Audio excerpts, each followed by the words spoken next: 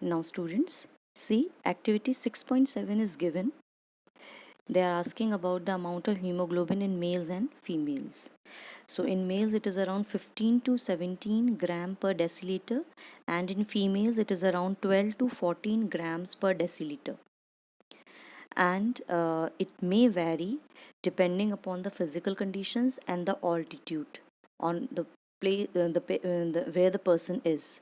So basically, if the health conditions are poor, then also it may vary, and if the person is at high altitude, then also the amount of hemoglobin increases because they need more amount of oxygen at higher altitude.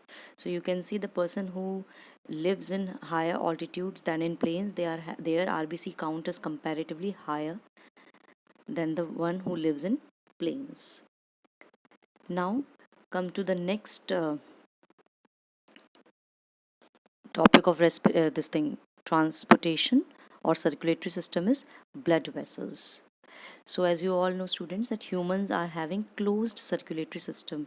It means their blood does not flow through the tissues directly, they are not in direct contact, but their blood flows in a closed vessels known as blood vessels. So there are three types of blood vessels, that is arteries, veins and capillaries. Now arteries are the thick walled blood vessels which carry blood with lot of pressure from the heart, and it carries oxygenated blood. So it carries oxygenated blood, the blood which contain oxygen from the heart to the body parts. It delivers that oxygen to all the body parts. So basically arteries carries oxygenated blood, while veins, they carry deoxygenated blood, the blood which does not contain oxygen, from the body parts to the heart again. It carries it back, and basically they go to lungs first, carry oxygen from there, and then they pass through the heart. So they carry deoxygenated blood from the body parts to the heart. And in veins, the blood flows not in at very high pressure. So that is why they do not have thick walls. Then, but veins contain valves. Now, what is the function of valves? Valves are just they prevent the backflow of the blood. एक तरह से आप ये समझिए, वो एक तरह से डोर का काम करते हैं. As soon as the blood passes through it, they close so that that blood does not backflow. They will not return. Okay, but arteries, they do not have valves. Actually, they don't need it because in arteries the blood flow at a very high pressure, and that is why they do not need valves. But in veins, the blood flows comparatively slowly, not at very high pressure, and that is why they need valves, so that there should not be any kind of backflow of blood. Then the third capillaries are the thinnest blood capillaries, that is or you can say blood vessels, that is blood capillaries. So if any question comes like which is the name the thinnest blood vessels, that is capillaries. Capillaries are so thin that they can be through which easily WBCs can pass. I already told you कि WBCs में amoeboid movement होता है, तो उसमें से भी are पार हो जाते हैं.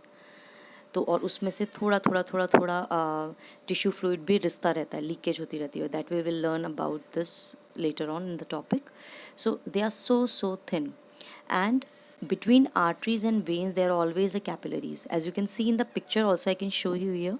You see here, this is pulmonary artery and this is pulmonary vein, and in between these two, these are thinnest blood vessels which are called capillaries. तो फ्रॉम आर्टरी और वेन्स के ऑलवेज बीच में capillaries होते हैं. And but blood pass whenever blood goes from arteries to veins, this always have to pass through the capillaries which are always present in between, and they are very thin. As you can see, it's a network of capillaries here.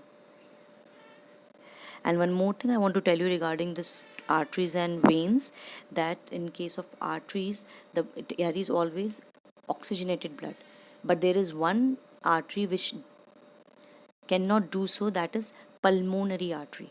Pulmonary artery बिल्कुल इसका reverse काम करती है.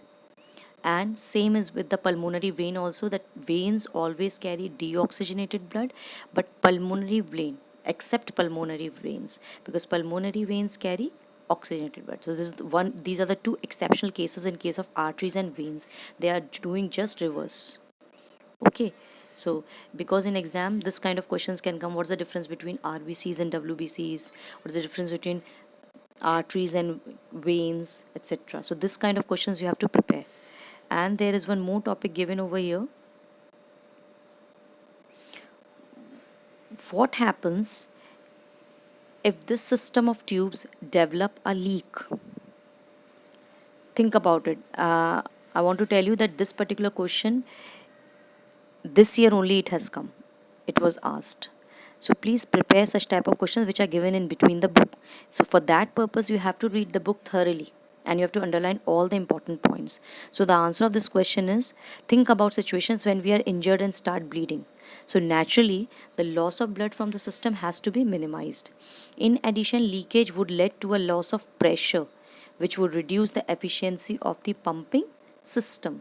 To avoid this, the blood has platelet cells which circulate around the body and plug these leaks by helping to clot the blood at these points of injury. So basically this question is related to the platelets only, that if there will be any sort of bleeding or any kind of leakage in any of the tubes, then obviously जैसे pipe में कोई leakage होती है तो पानी सारा बाहर आने लगता है, in the same way blood also started leaking out, and obviously the pressure of blood is reduced in the tubes, and this reduces the efficiency of the pumping system.